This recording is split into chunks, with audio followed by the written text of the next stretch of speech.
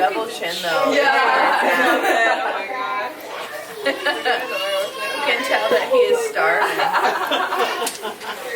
He's like, baby, I'm ready. Go to the hamburger. Well, guys, Megan gave us this topic, so it's exciting. Any topics you want us to talk about, please feel free to throw them out at the end. But we kind of wanted to talk about designing your playroom. So a lot of people are like, oh, I made this beautiful nursery, but I really made it for me, and now my kid is able to interact in the space, and I want to know how to make a nursery work for them and be a place that they want to play. And my hard news for you today is that if your nursery is not next to your kitchen, you're never going to use it as a playroom. Because you usually, as a majority of us parents, we spend time in the common areas of our home. And while toys are not cute or aesthetic, you like to be in that area, and so that's where your kids are going to be in there. Some of the cool, fast, fun facts that I wanted to share is that it is scientifically proven that if your kid has 4 toys, their brain works better, they play longer, and they are happier than if they had 16 toys. So the key philosophy would be less is more, but if you have a hard time or your family has a hard time not giving your children gifts, the number one thing to do is a toy rotation. And so what we did when we were really great at this, and this is what you do when you have 1 kid, it's not what you do when you have 3 kids, we had 2 but she wasn't playing, is that every Friday we would just switch the toys. So I had 4 bins, and then each bin had, I kind of grouped them by like, so I had like a rainbow bin, it had all these different toys. I had a farm bin, I had a truck bin, and then I had a fire truck only bin, because my son was so obsessed with fire trucks. Yes. And so every Friday, we would go home, have dinner, and while he was asleep that night, switch the toys. So there was never any trauma of like, oh, you're taking these toys away. But then he basically got to wake up every Saturday morning, like Christmas, to a whole new set of toys. Toys that he already had and that he already had played with, but that he simply adored and got to have this excitement. And it really helps because Saturday's the first day where you're like, I need a minute, and you have this whole like Christmas Day-esque feeling, and the kids play a lot more independently. So that's my first and biggest tip. No matter what approach you want to do less toys, and I would rotate them out if you feel like you have a lot. One of the things that I read a lot about this weekend and this before today was how everyone's like, I want a Montessori playroom. And the reason that we want a Montessori playroom is because right now it is very trendy to be aesthetic. And Montessori is very aesthetic. Things have their place, they're very cute toys, they have a purpose, you have one thing per shelf, and you as an adult with a fully functioning prefrontal cortex think that is lovely. You're like, that is what I want. And then when your precious angel goes and throws every toy on the floor into a giant pile, or takes the baskets of carefully ornamented things that you've done and dump them out because they want to see them, you kind of get like, this is not the point. So I wanted to talk a little bit about the mindset and the philosophy of Montessori, the mindset and philosophy of Waldorf, and even there's another big philosophy that people do, and it's called Reggio Emilia. And you guys are not creating schools in your house for these kids. All of these philosophies and ways that people do, Maria Montessori was in Italy, Reggio Emilia was in Italy, and Rudolf Steiner, who did Waldorf, was in Germany, were all post-World War II creations. And Maria Montessori made a school for children who were orphans or children who were impoverished. Rudolf Steiner made his school for a Waldorf Astoria Waldorf had a cigarette factory, and they wanted him to make a school and a play area for the kids of the factory workers, so that they would work better, which is literally where school came from, so you can work more. So, when looking at these things and making a decision, one of the primary things for these designs was to organize children and to occupy them so their parents could work. So if you are wanting to play with your children, if this is something for your infant and for your 1 and 2 year old and you get to be home with them, then remember that there's nothing, you don't have to be legalistic about anything. Montessori, Waldorf, Reggio Emilia, all of these are cool things to incorporate if you're starting to get to school type age, 4, 5, 6. But before that, we really just want to give your kids a sense of peace, a sense of wonder and imagination, and an area where they can freely be a child. And they can do that in your perfectly aesthetic living room. So in choosing toys, one of the things that they say is that you don't want them to be stimulating, you want them to be open-ended. So an open-ended toy can be anything. So a ball can be the world, a ball can be an orange, a ball can be a ball can be thrown, it can be dropped, it can be rolled. It can be put into one of these object permanent boxes and you push it down and it comes back out. It can be an egg, it can be a lemon for lemonade. There's literally no end to what a ball could be. So a ball is an open-ended toy. Blocks are an open-ended toy. Even our little gnome guys that we have in the houses here, those are open-ended toys because instead of you buying your kid a whole set of Disney princesses or characters to play with, if they're those things, they can only ever be on an Elsa and Olaf.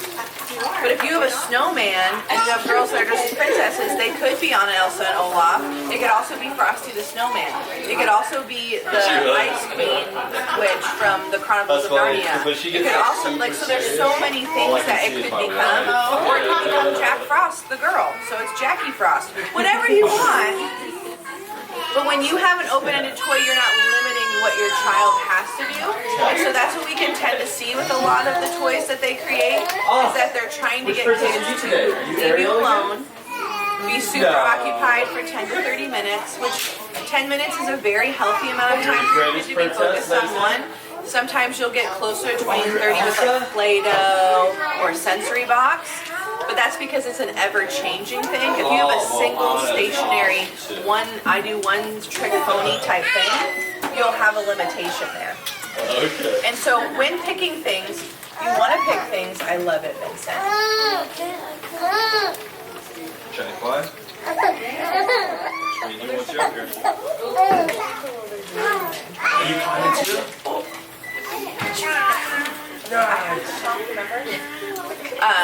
And so, thinking about why am I going to put this into my kids' place? What do I hope for them to experience with it? And what could it be? So this stackable rainbow is it's a really popular toy.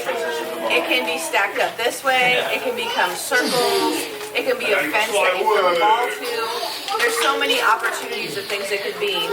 And one of the biggest differences between like a Montessori approach of setting up your shelves versus a Waldorf approach is that Waldorf is very focused on imaginative play and nature-based and real things, whereas Montessori is focused on the play work of the child. And so each thing on the shelf has a purpose that the child is supposed to work through, and then put it back and take out another thing for it to work through, which again is very advanced for a 1, 2, and 3-year-old.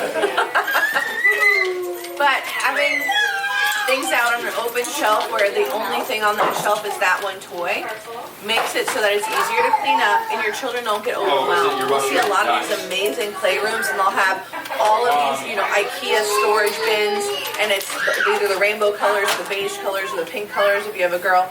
And everything is full. You have mega towels in one, you have blocks in the other. And what you'll see when kids go in there is that they're going to pull out the drawer and dump it. Because that aesthetically pleasing closed bin to you is like, what is this? And the child doesn't know what's at the bottom of that box. And so they're going to dump it. Even a clear container, they're going to dump because they want to see everything out all at once. So when we have more than 20 toys is kind of the max that a kid can handle. But if you had 4 toys out that you rotated through and you had that, once a week for a whole month, you'd have about 16 toys. You're like, gosh, that sounds like not a lot. But if you thought, instead of buying 50 to 100 toys and spending that much money on higher quality 16 to 20 toys that are going to grow with your child and last, then the investment that you're making into your play area could be much more fruitful for you and less frustrating. And when it gets to Christmas, the things that you can ask for are, hey, we would really like these books, because if you want to shift your books seasonally too, or you want to do that weekly, have books that correspond with everything. When you tie things together and you read the same books over and over, or you do the same stories, that helps your child's brain develop. So if you're like, wow, she really loves this rainbow and these rocks. So if you had a book about a rainbow, you had a book about rocks, you had another nature book, and that was what came out with those things, they'll start to learn those things that are associated, which they are, just like we associate everything, and make them able to start to feel comfortable because they know what to expect. For us as parents, it gets really boring reading the same book over and over again. So there's some books that, suck less. And they're usually a little bit more money. Just like Llama Llama Red Pajama is a great book, but by the time you've read it the 100th time, you're like, Mama Llama, no, no, no. Like, you're like, no, no. I literally memorized that book because I read it to Sayla so many times. And you can just say it out lout, but your child loves that because they know that Mama Llama's going to answer the phone and not come. Then they know that the llama's going to be scared. Like Karen would get so amped that the llama was scared. She'd be like, and I also read that page like very excitingly. I'm like, oh, Mama's gone! And I would like do this whole thing, and she loved it. And then she'd be like, Mama's coming. And the next thing is, Mama's coming. Don't be, I could probably say it if I really tried. Actually. Mama Llama's always busy or something like that. Baby Llama, what a tizzy. Yeah, what a tizzy. I was like, I can't remember what I'm busy. But Mama Llama loves you so. But when you do that, if you are doing this thing with repetition that you think, gosh, this is so boring for my kid, it's not. It's boring for you. You have a fully formed brain. So when these kids come here and they come here every day for a week and it's the same toys, they are not like, oh darn, the same toys. They are like, oh, these things that I'm comfortable with, my friends, I know what to do, I want to do this. Like, I'm so happy that I get to see this thing and now there's a new kid for me to play it with, so they're going to change that up. But I can put the same dress on or the same teacup that I bring my mom, and that's what we're going to do to move forward. Vincent, remember? We hit swords. We hit swords. Princess, protect me. It's a very fun dad out there. I got him. So other than that, that's really like the big bang essentials of like, what should I do for my playroom? How should I design this? But the other thing is that your kid swiftly goes from being these little midgets that are learning to sit and start to dance. They're very swiftly going to walk, and they're in 12 to 18 months is when your child really wants to imitate you. Yesterday I did dishes with Nora next to me. She is 13 months old, 14 months old almost. She did dishes with me for 25 minutes. She stood there and she just had a sponge and the same cup. And she wanted it to get wet, and then she did what I did. And so from that time, they really start to imitate you. And then from 18 months to 2 years, they can actually start to do these things. And Nora helped me put the dishes away. She took a spoon out, she gave it to me, I said thank you, I put it in the drawer, she gave me another spoon. Did we put silverware for 10 minutes? We sure did. But she was so happy to be of assistance to me, and I know that taking this time now, as silly as that feels at 13 months, is going to be making at 2 years saying your job is to put the silverware away to a 2-year-old. She'll be like, that's ridiculous. And she will walk right over there, get the silverware, and put it away. And I'll also teach her that the big knives are not something that you touch. That's a mom and daddy thing. And so she'll do all of this, and I will get the knives. And I will train her on that from this moment.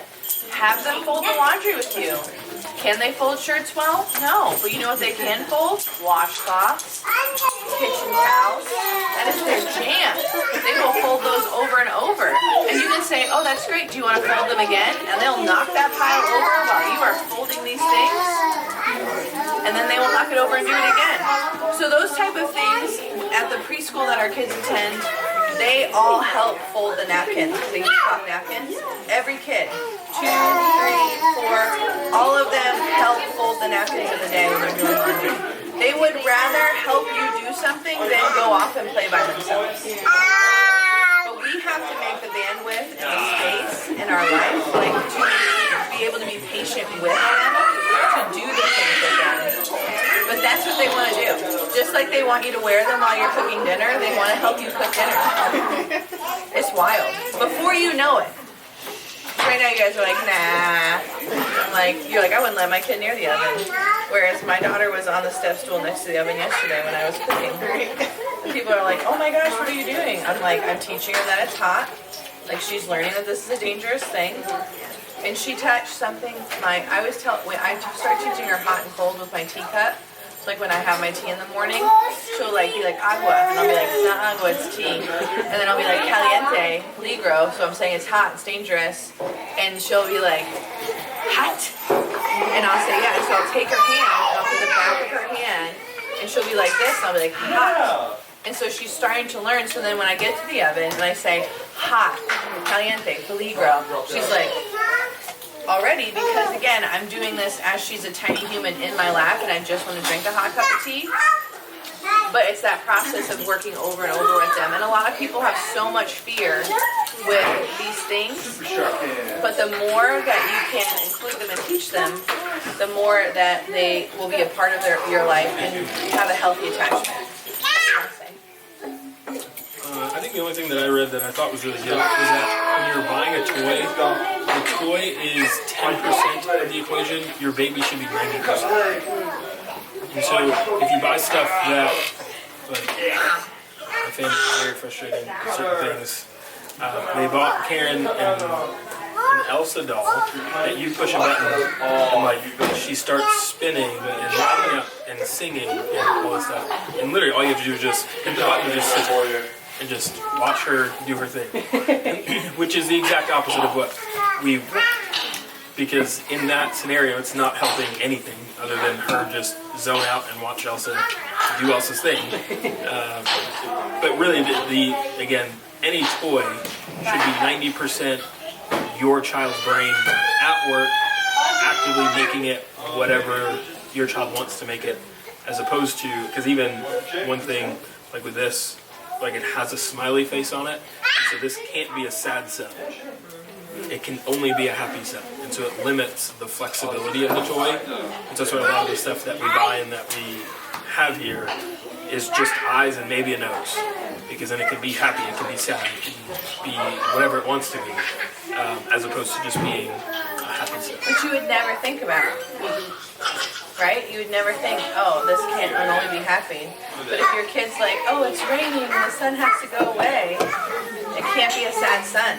So it's actually limiting this silly little sun, wonderful toy that all the kids love. But I mean, you could get really religious about it, like be like, I'll only get these things, which we didn't. But most of our gnomes don't have a face. But like, if you look at these two little cherubs right now, they're bringing food to their parents. Why? Because you bring food to your kids. And so they're imitating. Look, here mama, here's the food. I made you this. Because they have a kitchen where they can create. And just like you have a kitchen that you create. Things that like we find our kids playing with most are baby dolls.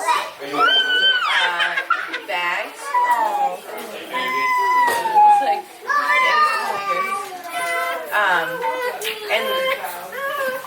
and that my daughter is obsessed with necklaces and purses, so she wants to put something on herself and carry it around. So she wants, because what do? Put things on me and carry them around.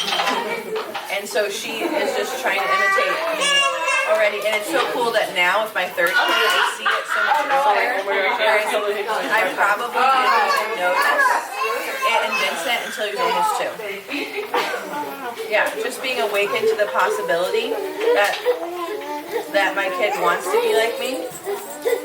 She just brought the baby over to Jasmine to have her put the baby wearing it on. It's her favorite. She's 13 months old. But I can also say, hey, can you put that back? And she will. Or I can say to her, will you pick that up? Or hand me your agua. They understand so much in the beginning of what you do. Which is why we do a lot of nouns in Spanish. I don't speak Spanish. My husband's mother speaks Spanish, so I can't like talk to her. But my daughter Karen, my mother moved here, and she has spoken to her so much that she understands a lot of Spanish. She doesn't say a lot, and Honora will understand even more because we just get better. So that's the majority of what we have prepared, but we're ready for like talking, questions, discussions. So a lot of the toys that I see are like wooden, right? Somebody told me, because she has 2 kids now, she was like, you actually, when you have 2 kids, wooden becomes like a weapon. Because they throw it. So is it worth still? So like wood, like all wood toys, or are you going to get some plastic? So one of the benefits of a wood toy is it's a natural thing. So when kids are interacting with it and playing with it, it's literally a more sensory, pleasant experience for them. Like when you see a wooden bowl with like a salad in it, you're like, gosh, that looks amazing, right? You can put that same salad in a plastic bowl. It's literally not going to have the same appeal because it's not alive. So the aliveness of the wood, and then as they learn that this comes from a tree and that it was made from this thing that grows outside, the whole philosophy in the Waldorf world is a whole to part. So understanding like where things come from. When you have children who throw things, instead of saying don't throw that, you always, one of the corrections that they do at our kids' school is drop it like a crane. So you can say balls are for throwing. So instead of saying no, don't throw that, you say balls are for throwing. You may throw this outside, or you may drop it like a crane. So a lot of the times with the sibling animosity, there's things that you could be doing. We're going to do a talk about like how to prepare for your second kid because it's such a like giant thing on a mother's heart, and then like navigating the personalities and the temperaments and everything. But wooden toys don't have to be a weapon. That wouldn't deter me, because truly anything could be a weapon. The vase that you have on your, like, so I think what that means is that the children need to be trained more in what is appropriate. And if you have an angry kid, so we have quite an angry middle child, which I think is just one thing. Letting her know what she can be angry at. Like, if you're mad, you can scream into this pillow. You can hit the couch as hard as you want. Not hit your brother after that. Redirecting would be, I think, very helpful. So, in that essence, I would not buy a toy because it could become anything. A projectile. Glad you have a good example. We're talking about throwing weapons.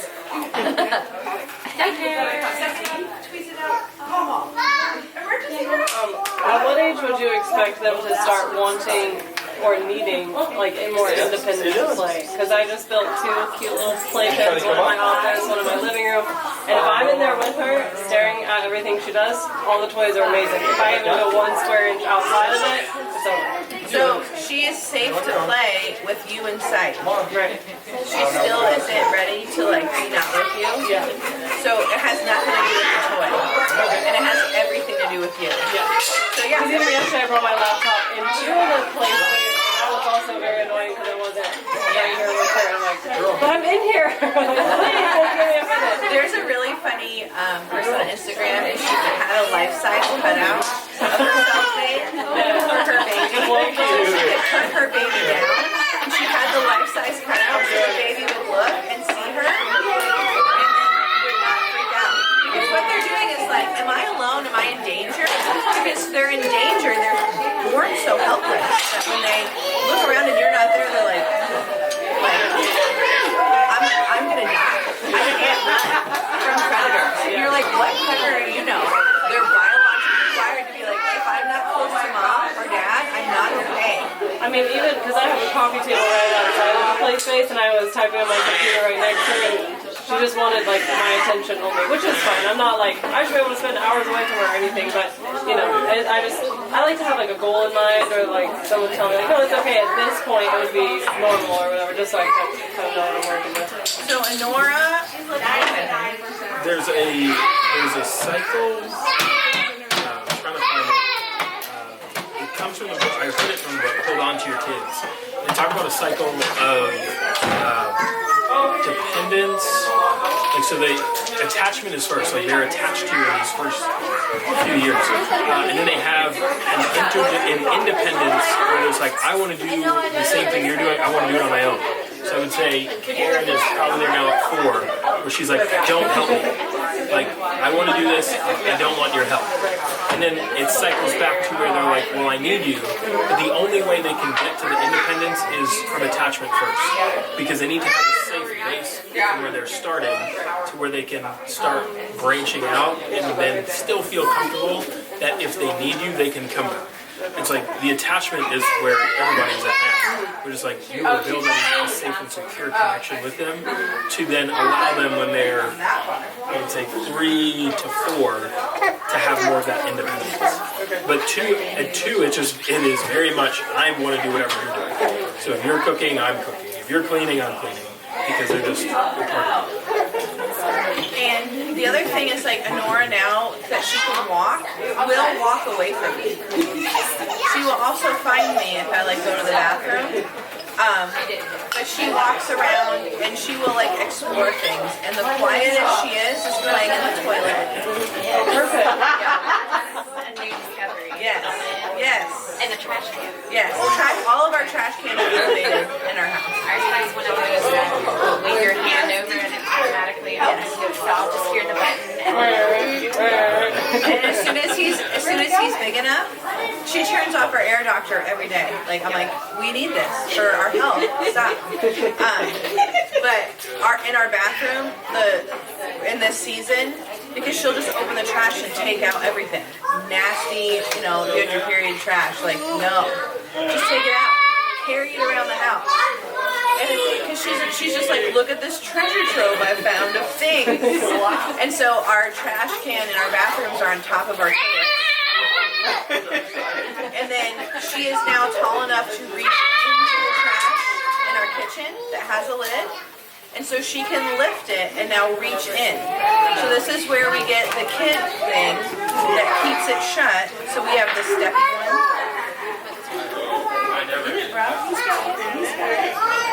But we have the steppy one. But so what we'll do is we will have to put like the childproof thing on it.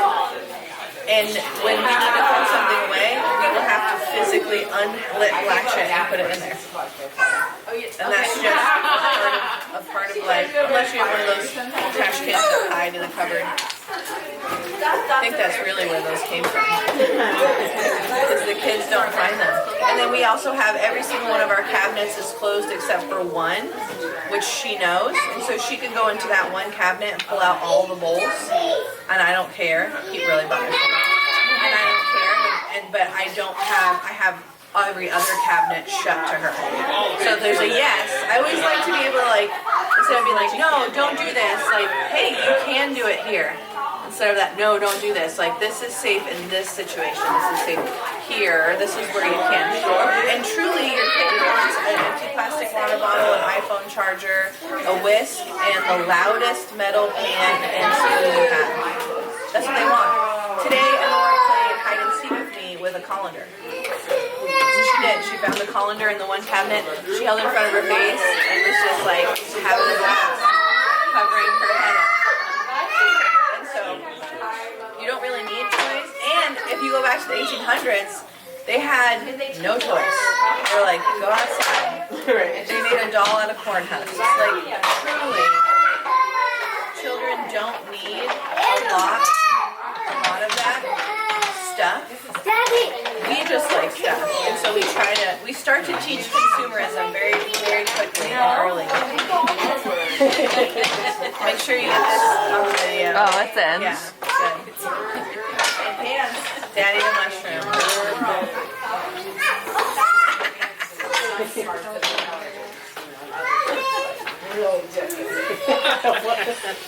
Hopefully whisper that. Keep it on the whole time.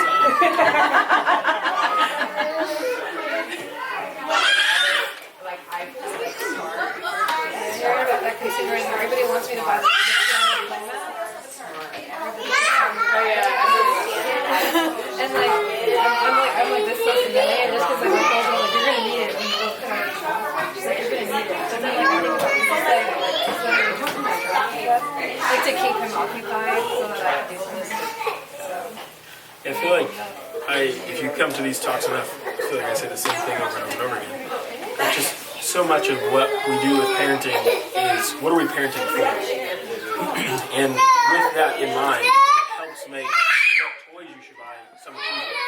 Because if you want to parent a kid who can be distracted by technology and is not bothering people, then yeah, get them things that light up, get them things that make noise, get them the stuff that is going to pull away from the real world and get them into their world.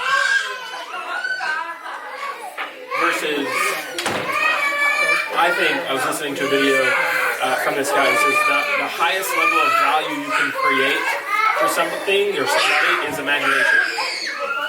But we have to foster that imagination now.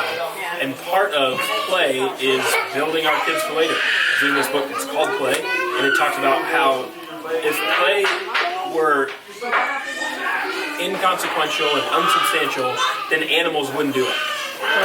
But every animal has a series of a period of time where they play, because it's through play that you learn so much. And so if we view play as not just a thing to keep your kids tranquil, but as a building block for the next stages of their development, so they can become as useful as an adult as possible, then I think it just transforms how we view the toys that we buy and the rooms that we create. Because it is the foundational building block for everything that's going to take place after. It's not just a thing just to keep them quiet. Yeah. That's the biggest thing for me has been like reprogramming my thoughts so that I'm not trying to keep him occupied or busy, get somebody to watch him so I can. I'm like, no, I want to be with him so I can get somebody else to do this. Or, figure out how I don't have to do that. Yeah, it's hard. We had to clean our house the other day, and I was just like, all right, guys. And like, my husband was like, let's start in the biggest room, like the open, like kitchen thing. And I'm like, no, I like to start in the bathroom because I want to have a real quick thing. Like, I need a quick win. And so we divided, and Karen was like, I'm gonna work with Daddy, and Vincent was like, I'm gonna work with Mommy. And I was like, all right, bro, we're gonna go in this bathroom. So he learned how to clean a toilet for the first time in his life. He's 6 years old. I taught him how to like clean the toilet last with like or using a rag or whatever. And so like, we went through this whole thing, and then he got the satisfaction of being like, look at how nice our bathroom looks. And I was like, and then he came out and he's like, we're already done with one room. What are you guys doing? I was like, thank you. Thank you for understanding. And he's like, what are we doing next? I'm like, my bathroom. He's like, okay. He's like, I'm going to spray. And all they want to do is spray. I mean, truly, one of the things you could really get a 1-year-old happy with is a spray bottle and a rag of water. And just give them your sliding glass door to the backyard, and they will just squeegee, like they will go nuts. You teach them how to clean this up, you have the most beautiful windows of your life. They will always clean your windows for you, 100% of the time. Section. Yes, as high as they can reach. But yeah, I think that when we try to look at this opportunity as we only get this time and we want this, like, so you're going to have to go back to work. The number one thing that I find that I have to tell, especially I encourage a lot of mother chiropractors when they're going back to work, is like, you are never going to be as productive as you were single before the baby. Like, you're never going to be that productive. So if you keep measuring yourself to pre-baby you in your work life, or your bosses, it's not real. Yeah. Like, it will never be that way. And so your measure is that you are keeping a baby alive, managing a household, feeding your family, and working from home. So you have added a whole other full-time job on top of your job as a wife and your job as whatever your job is. And so you have to give yourself grace, but also, and lowering expectations sounds like people are like, no, you have to get but it is a lowering of expectations because you're not the same person you were before you had this child. You are a new woman who's literally doing more. So your expectations are higher for your child and your household and your relationship, and then it's this job. which is why women are so called to motherhood. It's why you want to stay with your baby. Because there is no more important thing. There's no career that is going to satisfy you as much as your kids calling you when they're 35 and asking you, do you know what this rash is, Mom? What should I do with my kid, right? There's nothing that's going to beat that. There's not a dollar amount, nothing. And can you work and be very happy? Absolutely. There's nothing wrong with working. I am a working mom.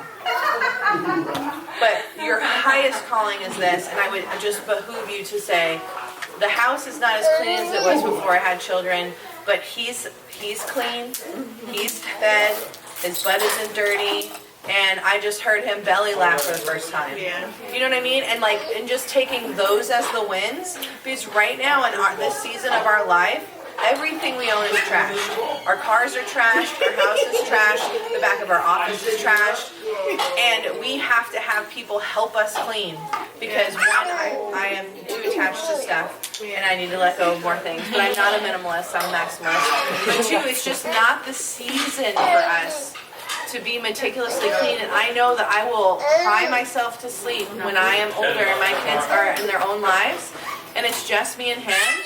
And I don't have to pick up when I get home, and I don't have to dread that there's a sink full of dishes because we fed 5 people. Like, it's going to be sad. And I try to tell myself when I'm like looking at my house and I'm totally overwhelmed, like, oh gosh, this is terrible. I'm also like, there's going to be days where my house stays clean and that there aren't fingerprints on the windows. And as crazy as that drives me some days, I try to reframe it and just say, like, these are the only days I get with him running up to me and being like, look what I painted. Look at it, Mom. Like, look at this. Like, I want to, because soon he's not going to care. He's going to be like, oh, I need to paint this thing for home. Cool, I did it. And I'm not even going to tell you I'm done. I'm just going to go skateboard with my friends. And so I would drink it in. I would create those areas of movement. And you're training her, Megan. You're training her to be in that space and to be okay with being right outside of it. So if it starts out with it's 3 minutes, 3 minutes is going to turn into 5, 5 is going to turn into 10, 10 is going to turn into 20. And as she is like, oh, Mom is here, Mom's coming back, or she's right there, and if I ask for her, she responds right away. You're training her that you are available, but that you also have purpose. Because the other thing that's cool about working moms, right, is that they see you being a part of the family. But that you're not only being a part of the family, you're also taking care of her. So you're showing her how to be a mother's son. Yeah. Okay. You're showing him what to look for in a wife, right? Like you are laying out this time. And so give yourselves grace, give them grace. This is the first time they've had you as a work from home mom, right? They don't know what it's like, and until they really can truly walk away from you, there's not going to be a lot of independent play. But I would just build the time, and I would continue to like power work through naps and in the evenings. If I know your job is very flexible, I don't know how flexible your job is. Yeah, I would do it when they're sleeping, and then I would not clean when they're sleeping, right? I would do this work, and because you can clean with them. You can carry them around as you clean the house, but you can't do that and work.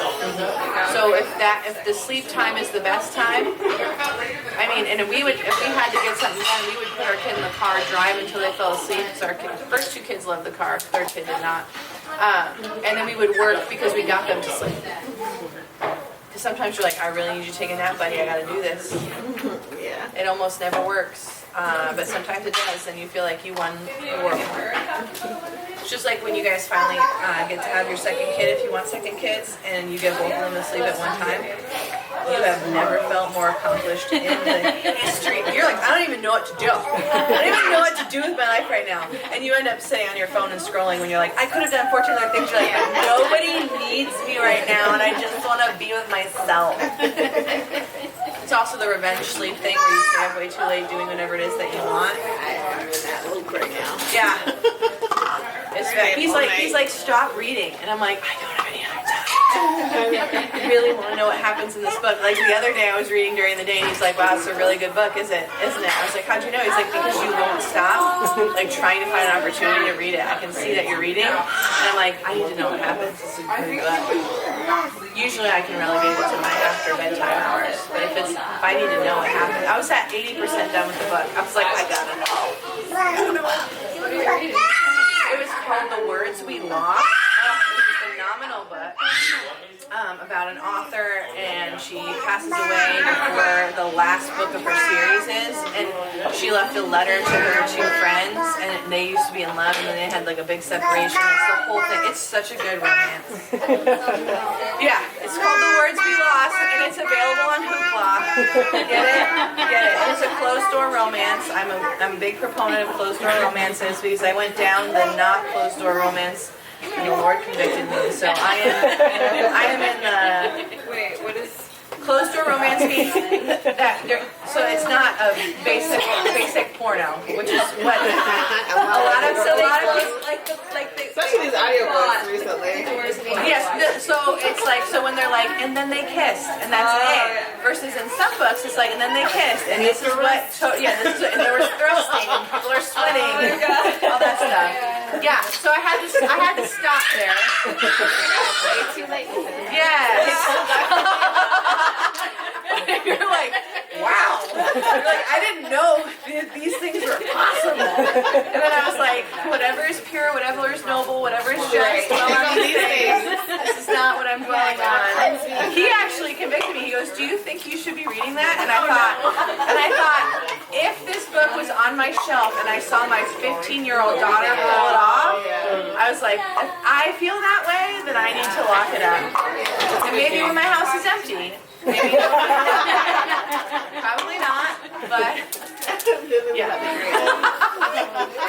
But yeah, so it's a really good book with no naughty, not spicy at all, just mild salsa. Yes. Wild salsa, that was the best. The books that Erica is reading, I have read. Jasmine is actually currently reading them right now. Yeah, she's like right now. Yeah. And she put a picture up of her dog Bean, and Bean was like, her dog Bean was like, pushed her book away, and she was like, hey, I'm trying to find out what Feyre is doing right now, buddy. Like, that was her caption today on her story, and I laughed so hard. I was like, I know, because you're like, I can't not know. I have to know right now. Yeah. So The Words We Lost, very good, on Hoopla. If you don't have Hoopla, you get a Jacksonville library card, and it's an app, and all the closed door romances are available. I'll just tell you right now, they are not the ones people are checking out. They're very good books, but I can give you a list 1.5 miles long of great, wonderful love stories that, you know, I also love a Regency romance, which is like when they wore like the gloves and like, they're like, he's still my ankle, skittle, you know, that kind of stuff. Yeah, just like Pride and Prejudice, yeah. I love all that. That's my jam. Speaking of books, like this, Yeah, bring it back in, Megan. Sorry, tangent. No, you're good. Do you have like a book list or something like that? I mean, I guess I'm being probably really. Oh my god. Okay, maybe I thought I was being silly, but I mean, I'm sure you can just pick out books. It's not that Like hard. read to them. Yeah, but I just feel like some of them are really annoying or just not quite the right like message. Or, I don't know. So we can generate, we can totally generate that for you. Okay, cool. Like even and a kid list. yeah. And don't put annoying stuff on the kid list. I hate the books where it's like on the page, on every page, it's like they repeat the same line. You know? Thank you, we'll get hunky I don't want to donkey. hear about it. What? His favorite book. I'm like, Well, repetition is really good for kids, but we can totally compile a book list. Okay, cool. Thank you. Yeah. Because there's a couple books that I got or people gave me, like, this is so annoying, I'm not going to read it, but I only have 5, so I'm like, well, I guess I'll read this one again. Listen, And I and need to books get new are ones. such a great thing to ask for the holidays. Oh, thanks. Like, they are so good because they don't take up a lot of space. And you get a good number. Yeah. The other thing that you can do is, like, let's say we make this book list. What I would recommend is you can just request books from the library. and I could just request them and read through them yourself. So like the library is the best place, and then you can find like I just found this book. We're doing homeschool, and next week we're going through storms, and there is 9 people waiting for one of the books that I requested, and I was like, I'm buying this. Why are 9 people waiting for this book? And it's this sweet folk story from Romania, and it's called Thunder Cake. And the baby is scared of thunder, and baby, I should say kid. And the grandma's like, don't be afraid. This means we're gonna make a thunder cake. And so from the first time they hear thunder, they start making this cake. And she says, we're gonna eat the cake when the thunder is right over us. And so the whole process of the book, and it's got beautiful illustrations. Yeah, look at you. You remember it. And so this is called a lived book, like it's a book that lives inside you, comes to life. But if you make this cake when it thunders, like all I could think about, like as I was reading it, was like my son's gonna be 25, right? And he's gonna be living in an old apartment. He's gonna be on a date with a girl that he's hanging out for the weekend or whatever. And the thunder's gonna start, and he's gonna be like, we should make a thunder cake. And she's gonna be like, what?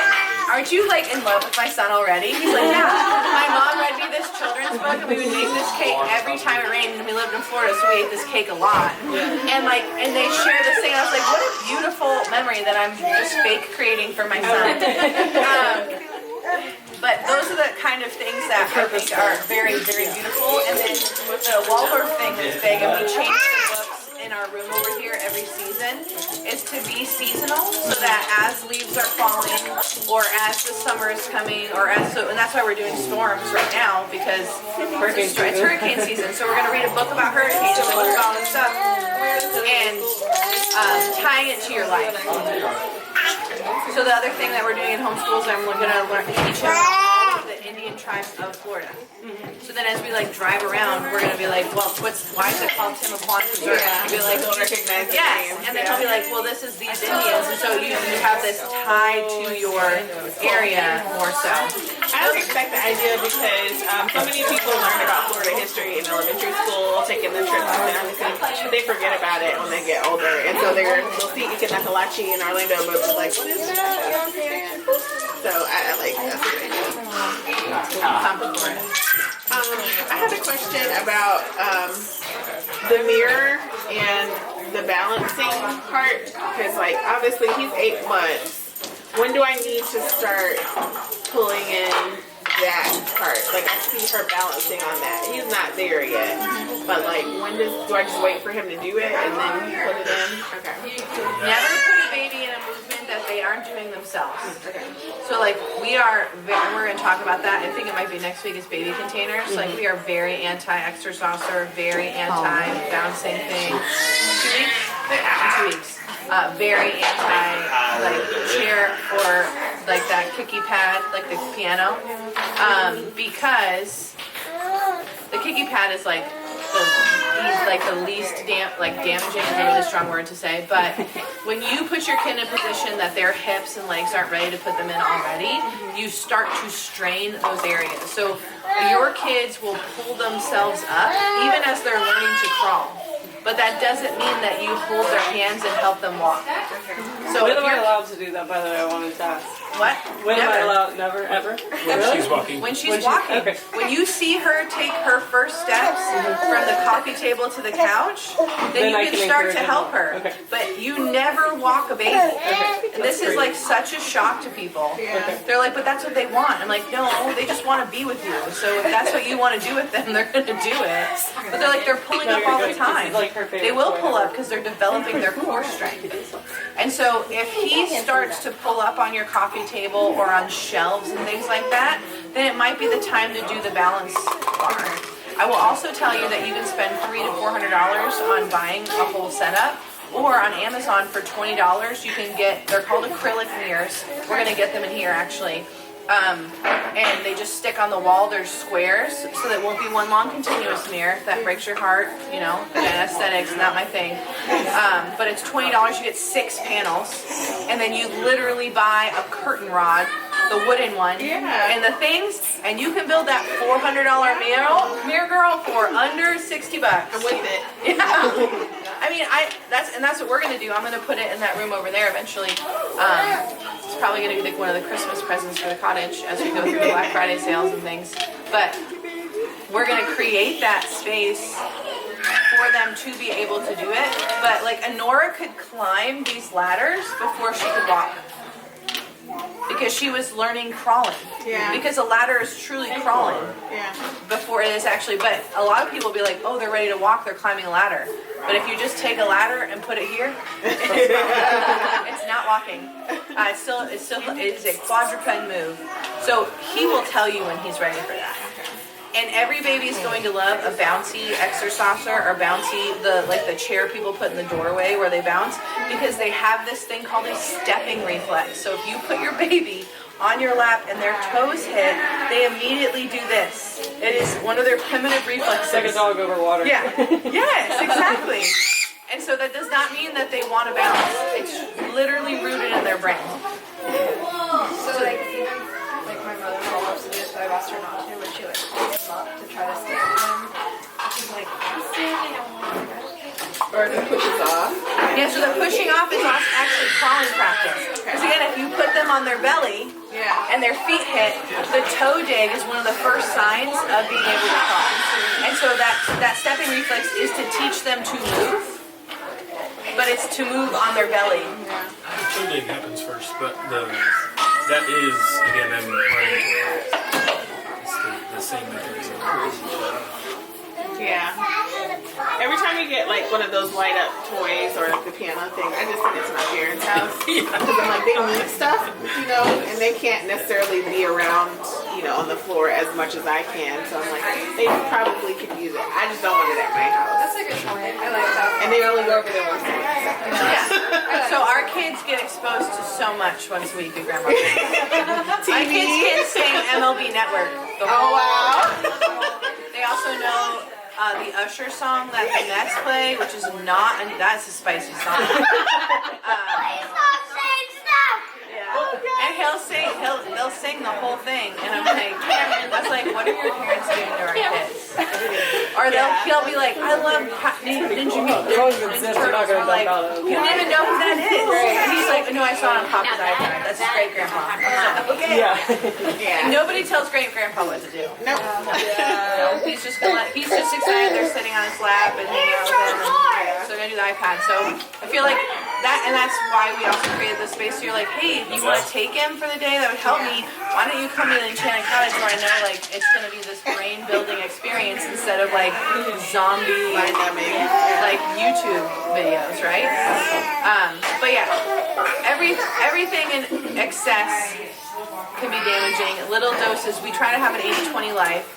Sometimes people will be like, well, I didn't know you guys let your kids have that. And I'm like, if you eat at a restaurant, like you let your kids have a lot of stuff and that ketchup probably has red dye 40 in it. Like you don't know, right? Like you can't even Never going to a restaurant again. Yeah, restaurant, but you have to eat at a restaurant. We travel a lot. Like it's just a necessary part of life. And so when we do travel, we take a lot of food with us, and we'll make sandwiches versus going out. We'll go out to dinner, but we're gonna buy yogurt and have that for breakfast versus having pancakes and French toast and stuff. And so we try to make a better choice if you can't make the best choice. And so sending that to your parents' house is great. It's absolutely phenomenal. But also teaching your family the why you don't want these kind of toys or why you would like books. Because people think books are lame. Like they want to give the kids a toy that they open and they have it. And so one of the other things that I encourage is that they, especially as your kids get bigger, it's like buy them a scooter. Get them a skateboard, a rollerblade, a push cart. Something that moves their body because your kid wants to move. Like see those like little bikes and see that little baby pushing that cart. Like those are the things that would really help you, and it doesn't have to be the Fisher Price light up phone call singing song push cart. You can send them the Melissa and Doug. It has like 4 alligators on the bottom, and they like chomp while you push it. Super cute. It's on Facebook Marketplace always. But those are the things that I would encourage. And then I would also tell your family, like, this is a great age for them to give you a Zoom membership or a membership to a place like this for a gift for Christmas. And just say, like, like, I want you to take them. Like, I would love this. This would be so great for them. Or a trip to the St. Augustine Aquarium or Marine Land or whatever. Like, even this little, the babies love that kind of outing. It's in nature. They get to see these animals. They see other living things. Those are really phenomenal gifts to ask for. But no, they won't have anything fun to open on Christmas. And you can say, like, I don't want to raise little consumers. Yeah, just wrap a box and put balls inside, balloons. Yeah, just put balloons inside. Because what kid doesn't love a balloon? Cameron, you are flirty today. Oh my gosh. He is cheesing so hard. Oh yeah, he loves it. Mr. Man.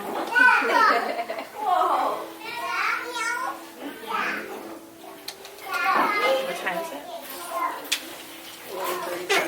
Let's go. That's it, ladies. Is there anything else? So you said you have a toy list? Yeah, we did one last year. We're gonna re-put it out. Oh my gosh. I try to change toys and like keep just a couple in her playpen. Every time my parents come over, they will find her other toys and just dump them in the playpen till there's no free room on the ground for her. And I'm like, you know, I actually had a reason why there's not every single toy in the playpen. You're like, I'm intentional. You can just be like, research shows, Mom, that 4 toys does more for the kids than 16 toys. They love to hear that. Yeah, they love to. And they'll be like, you had 100 toys, and you turned out fine. You're like, I don't know what you define fine as, but me and my therapist have discussed a lot. I'm fine. Yeah, I'm fine.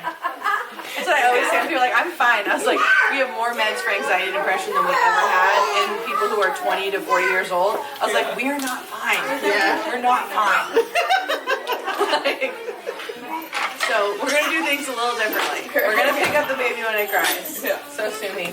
If you didn't see our cry it out reel, I saw how many comments there were. It's at 1 million boy, views oh now. boy, Really? are there some I people just saw it whose last night. feelings are hurt? How many? I just saw it. I hit 1 million. Is it a million already? No, one. Just one. Just one.